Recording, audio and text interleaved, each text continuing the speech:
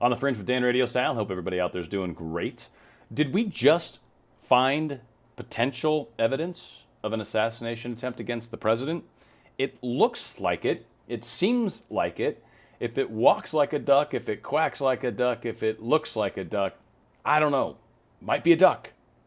What am I talking about? Well, there's a lot that's going on around this, and I've got a couple really interesting stories that I'm going to follow up with rather than burying the lead and try to drag you to the end. I want to start with the good stuff, and that way you can bail out if you don't want to hear the other. But I got a couple other really awesome stories that kind of talk about the movement that's going on right now and the direction, the fact that people are starting to wake up to things. But what is this assassination attempt? Now, what I've got on this image here is a container that was found in Florida that contains an S-530F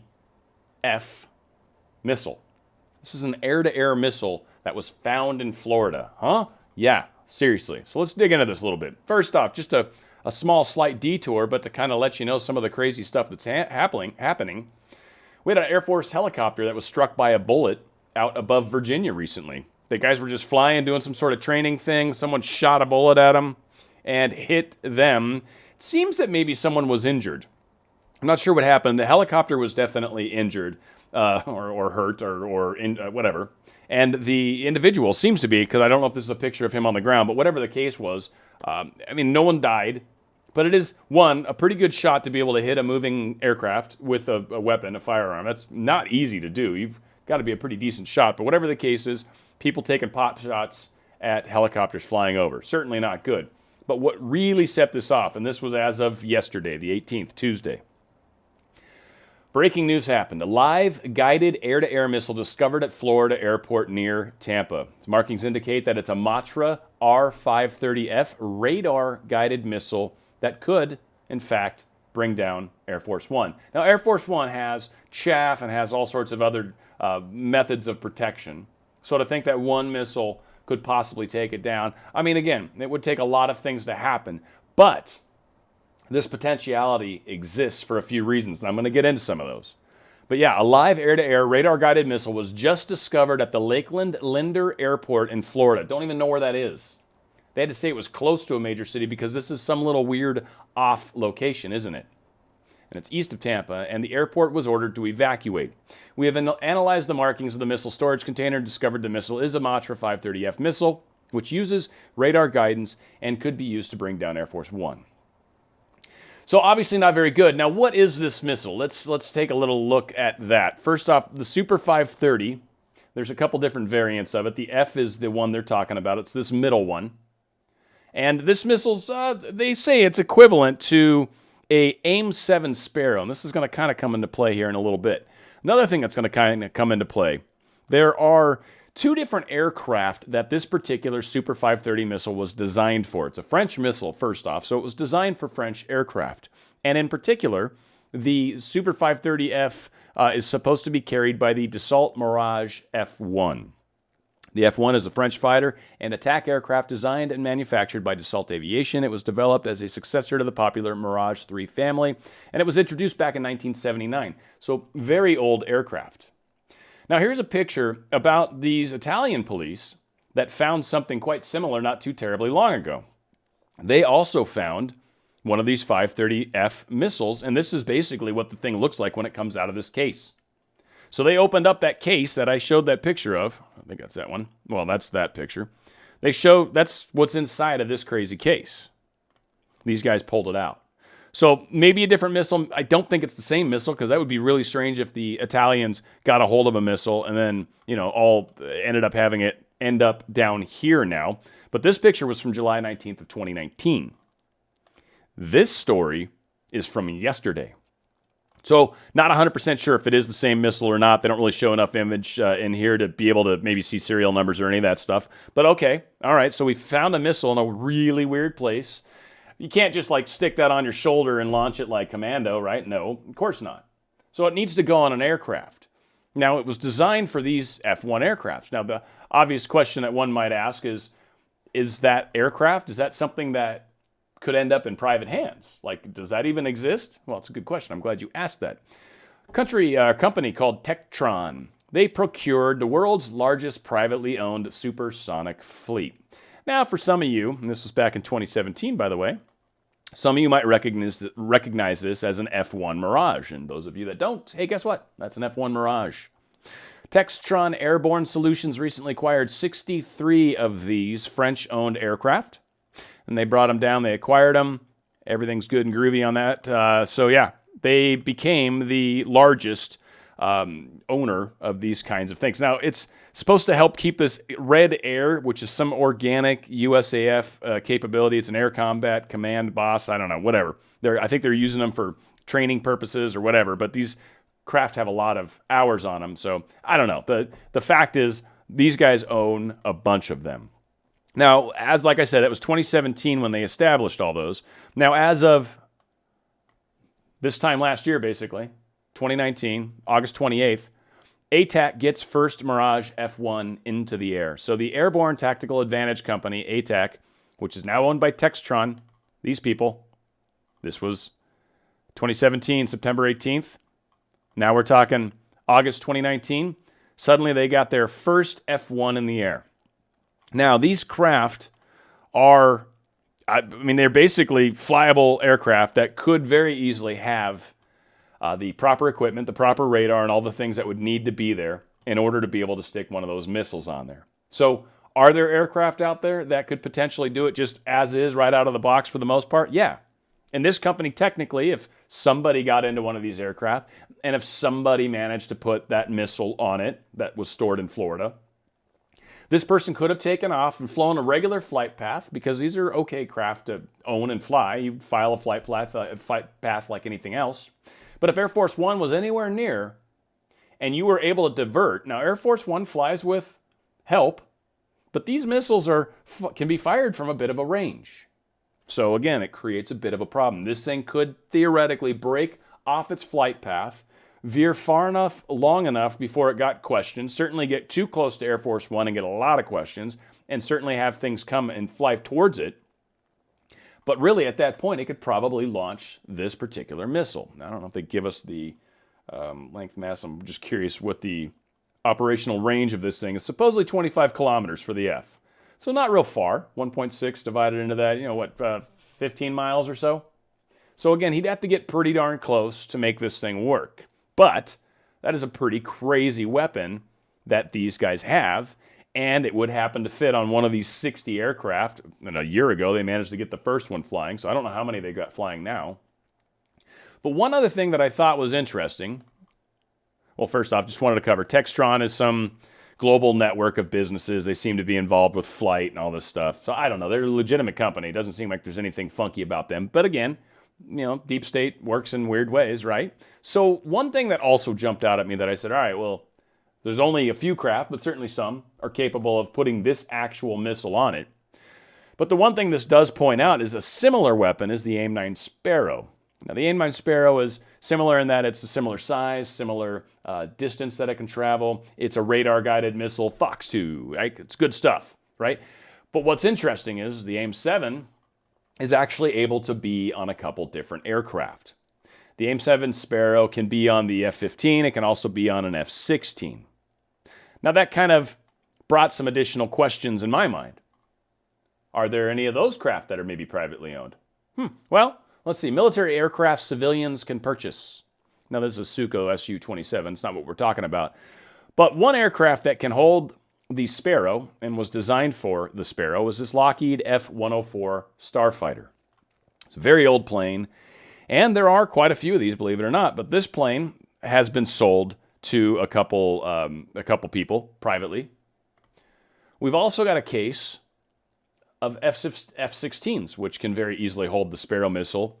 Now, a lot of these things you would think when these military aircraft are given to civilians, they're not military, right? They're totally dumbed down, all the good stuff stripped out, right? Well, it's not totally unheard of for an F-16s to be privately traded or used by commercial operators, but these are not the demilitarized warbirds that are usually the playthings of the mega-rich. They are functioning combat aircraft that are marketed to contractor air service providers that provide advisory support and test and development services to the Pentagon. So there are Pentagon companies that are used, deep state, that are allowed to buy these fully functional military aircraft without any concerns, questions, or thoughts. These things would have no problem about getting a flight path as well. And I would bet money it would not be terribly difficult to convert one of these craft to be able to hold this particular missile. Now, I'm not an expert, but it is a similar missile. They're similar in size. It's very, very possible that we just had an assassination attempt to take down the president's plane and or Marine one when he's flying on his helicopter. Now, I was trying to figure out if the president's going to be in Florida, because the funny thing was about this particular sale is it was sold to a person in Palm Beach, not too terribly far away from where this missile was found. And in fact, if I remember correctly, I thought these were also sold. Yeah, so 3 of which, so there was of the 10 privately owned F-104 starfighters in the U.S., 3 of which are ex-Canadian military aircraft belonging to the Civilian Demonstration Team Starfighter, Inc. of Clearwater, Florida. 3 of them belong to a company stationed in Clearwater, Florida. Again, not too horribly far from where the missile was found. Very interesting how that was playing out. So again, did something get brought to the surface? Did another thing get stopped? It's starting to look like it. Now, a couple other pieces of news that I've got before we head on out. Portland rioters still continuing to do damage. This time they're setting fire to a brand new county building. For all those people that are, it's just the federal, it's just the fact that the federal troops are there. No, they're just kind of getting their angst out. They're just a little grumpy and frustrated. No, they're burning down buildings. This is violence. This is not protest. This is rioting. This is people destroying our country. And anyone that stands for this, really, anyone that stands for this, there's something that you really need to look in the mirror. I don't care how much you hate Trump, but to be able to justify destruction of public property, private property, damage to people's lives, to support that in order to gain power or regain your political power or regain your little dream utopia, that's communism, dictatorship, and every means necessary. That means where you once had a heart, it is now this darkened area. Or as I think Triple X said one time, maybe you can chisel off some of that ice that's around where your heart used to be. Such a great line in that movie. So stuff's still happening in Portland. Now again, Taiwan saying China's behind some of these cyber attack on government agencies. Shouldn't be a surprise to anybody. Again, intelligence agencies have recently come out and told us how China, how Iran, how Korea, there's all sorts of countries that are currently trying to, Russia, right? They're all trying to currently hack us. Nothing new here. But China's going heavy, big time right now. And certainly with Taiwan, they've got plenty of issues. They're having issues with India right now. They're having issues with Russia right now. And they're having major issues with the United States right now. And there's a lot of stuff brewing. And a lot of, actually, believe it or not, China, although trying really hard to act like they're really strong right now, and we've talked about The Art of War by Sun Tzu many, many times, and you act strong when you're weak, and you act weak when you're strong. Right now, the United States is kind of acting a little weak, I think. And we're putting our fists up. We're saying we're going to pass some laws. We're going to stop this from happening. We're going to delist you. We're doing some stuff, but we're not saber rattling. We are moving aircraft carriers into the area. So again, we are strong, but we're not trying to flaunt it as much. Currently, China is. Makes me think maybe they're not so strong. And they're not. They're having major floods right now. The Yangtze River is possibly going to destroy the Three Gorges Dam. They had to let out a ridiculous amount of water from that dam and have actually caused flooding in some places to the 3rd story buildings, 3 stories deep. The flood is happening in some of these places. They're getting summer snow. There's crazy stuff is happening in China right now. Is some of that maybe some weapon warfare happening between countries? Yeah, we've had a lot of hurricanes hitting the United States lately, haven't we? And oddly, China's having some really strange weather right now. So I think there's some stuff that's happening that maybe we will never know about that definitely seems to be happening. Now, obviously, the economy is something that many people are concerned about. We're wondering if there's a V, a W, a U, whatever the case is, right? And I guess a lot of it just depends on how much the economy is able to open. But one great source of praise, maybe, Target. They're reporting a record quarter. Target. So again, they've been open. They've also got grocery, and they require masks. But guess what? People are shopping in Target like crazy. Their pre-market trade to a record high of 150 after posting its best quarterly comparable sales growth on record and online revenues that nearly tripled. They are doing awesome. So here's an example of a major retailer that's out there that a lot of us have probably been to, right?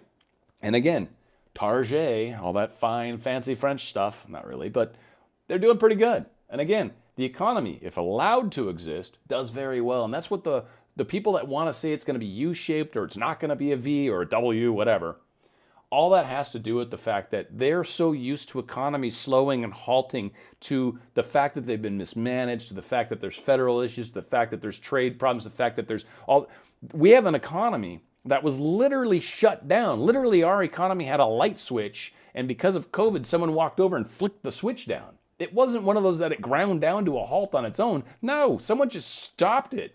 So someone can pretty much just start it back up. And it seems like we're doing a lot better than people want to admit. One thing that's popped into my head, and this is really my last little bit of story right here, and it's concerned me as to why is there this push now? Why did the deep state decide the year 2020, or really, when Obama was first brought into office, why was the plan initiated? Why did the 16-year plan get started when it did? I've always wondered this. Now, there's some suspicion that people have been trying to do this for many, many years, and maybe we finally had gotten enough people in the deep state and enough people in the proper places to be able to go for it again. It's very possible. But one thing that keeps jumping out at me is the magnetic field on our planet right now is doing some funky things. Now, whether you know this or not, there's definitely historic evidence to suggest that the poles have shifted on this planet every so many hundreds of thousands of years, or 50,000, whatever. It's a pretty fixed amount of time. And every so often, the poles flip. North Pole basically goes with the South Pole, or they flip into a different angle, and then the Earth does something. It's hard to say. We're not sure if this is what caused the last floods, or has anything to do with ice ages. Don't know if it ties into the sun. There's a lot of questions around how this happens. And certainly people say, well, it happens on geological terms, so it's going to take, thousands of years. Well, they found evidence suggests that these pole shifts actually can happen in decades to hundreds of years, like much, much smaller time frames than we've talked about. Now, why do I prep all this with this? Well, NASA is also now noticing something very interesting about the South Atlantic, what do they call this? The South Atlantic anomaly. What the South Atlantic anomaly is, best of my understanding, is it's this place in the magnetic field. We get the South and the North poles kind of shooting out, but there's this weird place where they kind of meet in a funny way. And it creates this odd bulge over the South Atlantic. And it creates this what they call an anomaly. But it creates a bulge in the atmosphere, and low-flying satellites have to kind of be careful where they go, or if they go through here, they've got to shield themselves properly, because you're more susceptible to being hit by these particles. And then to my understanding too, it actually pushes the atmosphere out a little bit, so you can actually get some slowing that can happen. So this area is very, very known. Well, what they're noticing about it, it's just got a funky dent in it now. Recent observations and forecasts revealed that the anomaly's valley, the portion within the region with the lowest field strength, is splitting into two lobes. This split is caused by the fluctuations in the flowing magma deep within the Earth, in the boundary between the outer core and the mantle. Now, this is what they say and suggest, and I'm not going to sit here and claim that I know better, and I don't, and I really don't. But whatever the case is, however it happens, I don't think that the magma just suddenly starts going into a different direction, because that really doesn't make sense. Fluids, tons of fluid with a rotational kinetic energy isn't going to easily just stop or shift directions. It just doesn't. Physics doesn't work like that. An object in motion will remain in motion unless acted upon by an outside force, Newton's first law. So something else probably plays a part, and there's a lot of suggestion around the actual poles and the magnetic whatever. But the fact is, they're seeing a major change. Now, what else do we know about the Earth's magnetic field? Well, we know that about 100 years ago, the Earth's magnetic pole started to move a little bit. So at the turn of the 20th century, the magnetic North Pole was firmly in the Canadian Arctic. It spent the next century meandering about 10 degrees to the north, moving even closer to true north. Great. Now, around 2001, its movement began to accelerate. And by 2019, the magnetic north had actually moved all the way north, crossed the international date line, and began traveling south on the other side of the globe towards Siberia. Currently, the South Pole, or the North Pole, sorry, is moving way down into Russia. The North Pole has moved like over 100 miles. The North Pole is moving miles per year at this point. In fact, it has been accelerating and is moving many miles, it seems, over the past number of years. There is a huge acceleration that's occurring. Something is going on right now in our solar system as well. And the sun's starting to light back up too. It's starting to head out of its low period and starting to get a little more active. We're seeing sunspots again. We're seeing some flaring again. Like, things are starting to pick back up. So I'm not sure if this ties into it or if this is just some other piece of information, but there's a lot of crazy stuff going on. And you know what? It looks like we also might have caught somebody trying to put together a plot to put the president's life at risk. Help support people that are trying to do this kind of work. If you want to support me, there's a PayPal link below. You can certainly like, subscribe, and share. Those things do a great deal to help the algorithm and help my channel. So if you want to try to help me out, those are the things that actually can make the biggest difference. I appreciate you. I love you guys. Thank you. Where we go one, we go all. It's on the Fringe with Dan RadioStyle.